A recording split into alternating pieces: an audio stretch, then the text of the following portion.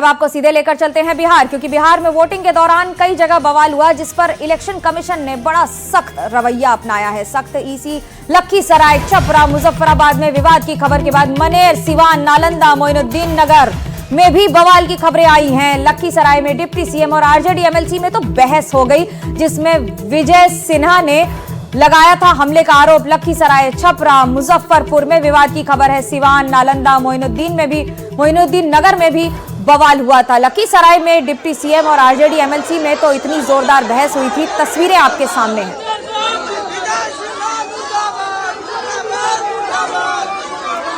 ये कल चुनाव के दौरान, वोटिंग के दौरान की तस्वीरें हैं, जब उप मुख्यमंत्री विजय सिन्हा गए थे अपने इलाके में लखीसराय में, तो वहां पर गोबर फेंका गया उनकी गाड़ियों पर। हालांकि प्रशासन ने कहा था कि सिर्फ और सिर्फ स्थानीय लोग विरोध कर रहे हैं, पर उप मुख्यमंत्री का दावा था कि आरजेडी के कार्यकर्ता और गुंडे उनके पीछे उन्हें परेशान करने में लगे हुए थे। आगे बढ़ते हैं और आपको बता दें कि बिहार के डिप्टी सीएम विजय सिन्हा कल एक विवाद से जुड़ते दिखाई दिए। दरअसल विजय सिन्हा लखीसराय से बीजेपी के कैंडिडेट हैं। अपनी विधानसभा क्षेत्र में पोलिंग अरेंजमेंट देखने गए थे, लेकिन जैसे ही गांव पहुंचे हंगामा हो गया। विजय सिन्हा ने अपनी गाड़ी पर हमले का आरोप लगाया। उनकी आरजेडी के एक विधायक से कैमरे पर बहस हुई, और बहस छोटी मोटी नहीं थी, काफी देर तक चली।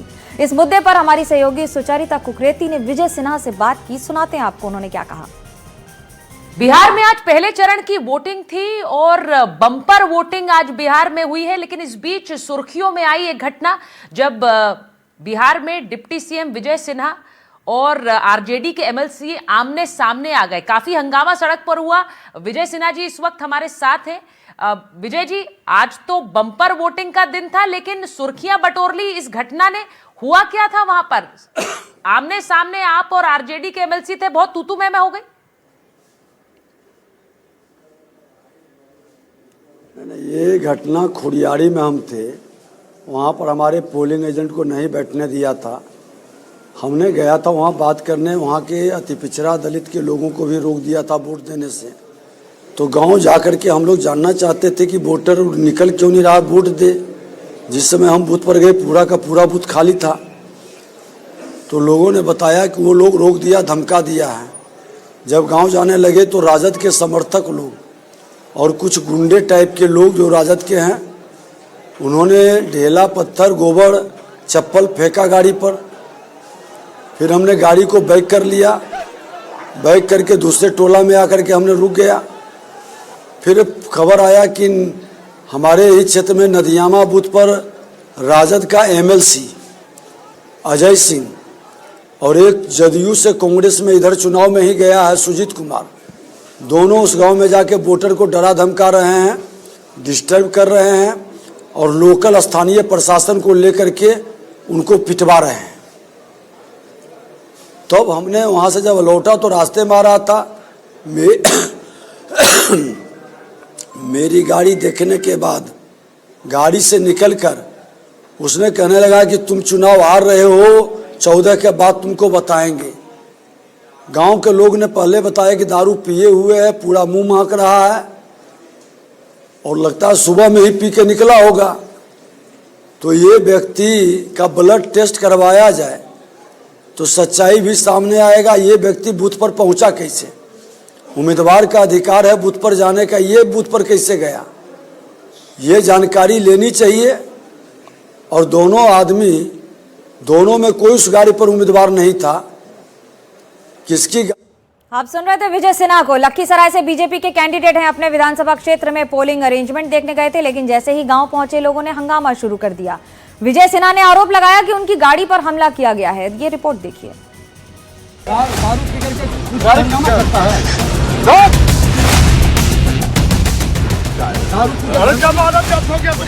राजद के गुंडा को ठीक कर देंगे।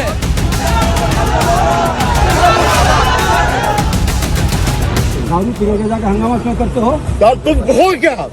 तुम अपने आप को क्या बुझो? बनाओ पदाधिकारी को, उसको चेक करवाओ। हाँ चेक कराओ।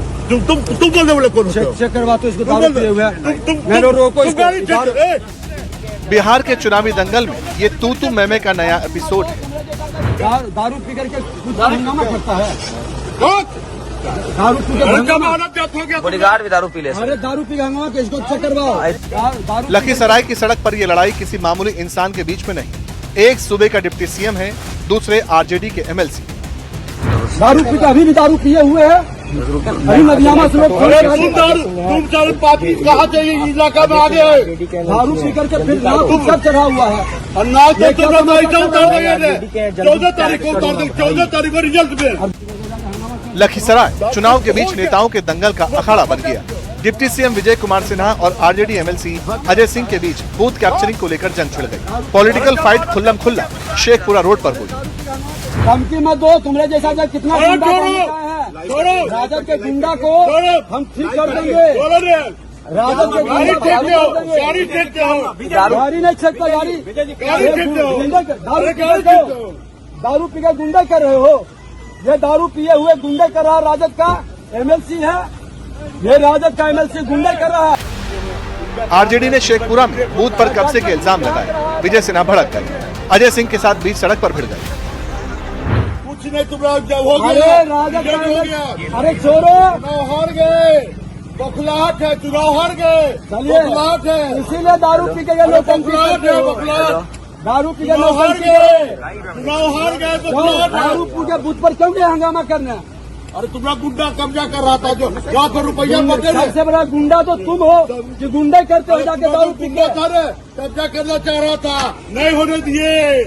सड़क पर दोनों का काफिला रुका रहा। गुंडागर्द, दारूबाजी और दबंगई जैसे शब्दों की मिसाइल दोनों नेता एक दूसरे पर दागते रहे।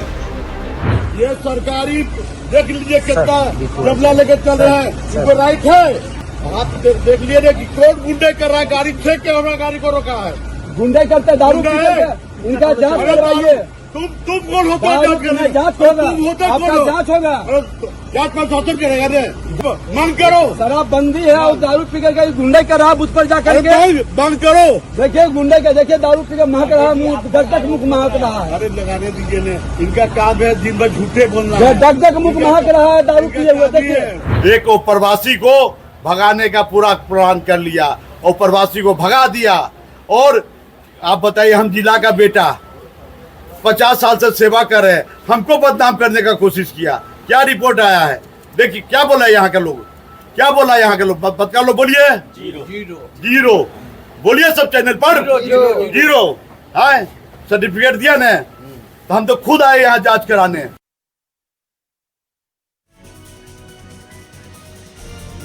लेकर चलते हैं आपको बिहार, जहां मेरे सारे सहयोगी जुड़ रहे हैं और मनोरंजन भारती हैं, जयनीत कुमार हैं, रमन राय हैं। लेकिन उसके पहले आपको तस्वीरें दिखा देते हैं। लखीसराय, छपरा, मुजफ्फरपुर, सिवान, मनेर, इन सब जगह पर कल जहां जहां हंगामे की तस्वीरें आई हैं, कहीं पर हिंसा की तस्वीर, कहीं हंगामे की तस्वीर। प्रशासन का कहना है कि ऐसा कुछ हुआ नहीं, तो वहीं दूसरी ओर नेताओं का, यहां तक कि उप मुख्यमंत्री का दावा है कि उनके साथ बदसलूकी की गई। इसी बीच एक और बड़ी खबर आ रही है। इस समय आरजेडी विधायक के खिलाफ केस दर्ज हो गया है। भाई वीरेंद्र के खिलाफ केस दर्ज हुआ है। केस आदर्श आचार संहिता के उल्लंघन का मामला है। पुलिस अधिकारी को धमकी देने का मामला है। कल वोटिंग के दौरान बहस हुई थी, जब वो एक पोलिंग बूथ पर जा रहे थे, वहां पर उन्होंने आपत्तिजनक टिप्पणी की थी और जाति सूचक शब्द का इस्तेमाल किया था। भाई वीरेंद्र के खिलाफ अब आचार संहिता के उल्लंघन का मामला दर्ज हो गया है। जैनेन मेरे साथ हैं। जैनेन, एक के बाद एक मामले दर्ज हो रहे हैं, किसी को भी नहीं छोड़ा जा रहा है। चुनाव आयोग तो कह रहे थे कि फ्री एंड फेयर होगा, ठीक उसी तरफ बढ़ रहा है चुनाव क्या? लेकिन देखिए, अगर शिकायत होगी तो मामला तो दर्ज करना ही पड़ेगा। और हालांकि जो मामले हुए हैं कल, वो बहुत छिटपुट किस्म के हुए हैं। कोई बहुत सीरियस वायलेंस या सीरियस कंप्लेंट कहीं से देखने को नहीं मिला है। और वो वीडियो डिप्टी सीएम का ही छाया रहा, जिसमें दो माननीय एक दूसरे को तू तड़ाक कर रहे हैं। वो बहुत कह सकते हैं कि पुअर रिफ्लेक्शन था। लेकिन ओवरऑल कोई बहुत सीरियस घटना नहीं हुई है। लेकिन इसके बावजूद देखिए मनोज्ञा, अगर कहीं शिकायत होती है किसी के खिलाफ, कोई विरोधी कंप्लेंट करता है, शिकायत करता है, तो फिर वो मामला तो दर्ज होगा, वो जांच होगी। और उसी सिलसिले में भाई वीरेंद्र पर जो है जो मामला दर्ज किया गया है, और बाकी तमाम मामलों में भी इसी प्रकार की कार्रवाई हुई है। जी रमन, जब हम बात कर रहे हैं वोटिंग परसेंटेज की, तो वो तो बढ़ गया, लेकिन वहीं दूसरी ओर अगर हम ये कहें कि हिंसा की घटनाएं भी आई, हालांकि कम आई हैं बिहार के अनुसार तो, पर वोटिंग परसेंटेज के बढ़ने का सीधा असर?